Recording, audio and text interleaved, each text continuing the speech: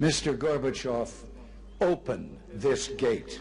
This famous invitation from US President Ronald Reagan was extended beside the Berlin Wall, appealing to the USSR's first and only president. Mr. Gorbachev, tear down this wall. Arguably Ronald Reagan's greatest phrase, but he forgot it along with Gorbachev, according to the translator of their official talks and conversations, Pavel Palaschenko. Surely it was an appearance designed to dazzle, but Moscow considered it a theatrical gesture. And Gorbachev, when asked afterwards, used to say, "We know that the first profession of President Reagan was acting, because it was obvious that Gorbachev would not tear down the wall. And when the wall fell, it was by the will and decision of Germans." A fragment of the Berlin Wall is in a prominent place in Gorbachev's office. But a quarter century ago, neither he nor German Chancellor Helmut Kohl could have imagined such a rapid unification of Germany. Britain's Margaret Thatcher and France's François Mitterrand were even a little scared. Thatcher was certainly very concerned. I can say that for sure. I saw her in those months, those years. I'll tell you more. She was concerned even about velvet revolutions in Central Europe. A paradoxical position because, of course, these were capitalist revolutions.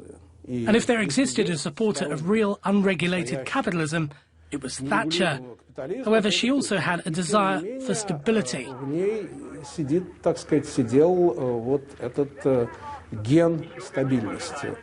Mitterrand took a similar position. He actively supported us in preventing the creation of additional military infrastructure in eastern Germany, in non-deployment of nuclear weapons and additional troops in Germany, and in the reduction of those troops. Igor Maxinchev worked in 1989 as a minister-councillor at the Soviet embassy in Germany. He recalls that the fall of the Berlin Wall was not perceived in the Kremlin as a tragedy at all. Gorbachev was happy with the fact that finally the problem of the wall was eliminated. It didn't exist anymore, and it was eliminated by Germans themselves. We were not involved in this liquidation and not responsible for the consequences. Today, the Kremlin's approach to the events of the late 80s is different. Many critics believe that Gorbachev should have been tougher and, in exchange for German unification, made the West guarantee Moscow's interests in Europe. All these things were promised to us, but promised verbally, without documents, without written obligations. And then it turned out that nobody owed us anything. And finally, did NATO go east? Yes, it did. At that time, assurances about Eastern Europe could not be given, because those countries were still members of the Warsaw Pact. But even when the Warsaw Pact ceased to exist, the question of the accession of these countries to NATO was never raised. The big geopolitical game became a part of some Soviet citizens' personal histories. History partially preserved at the Museum of the Soviet Army. These missiles were in Germany before withdrawal of our troops from there, but some of them are still in the army now. Andrei Rachmaninoff and Alexander Balashov served in the Western Group of the Red Army. November the 9th, the day the border with Western Germany opened, Andrei was on checkpoint duty when a group of celebrating Germans arrived at the gate, drinking and shouting.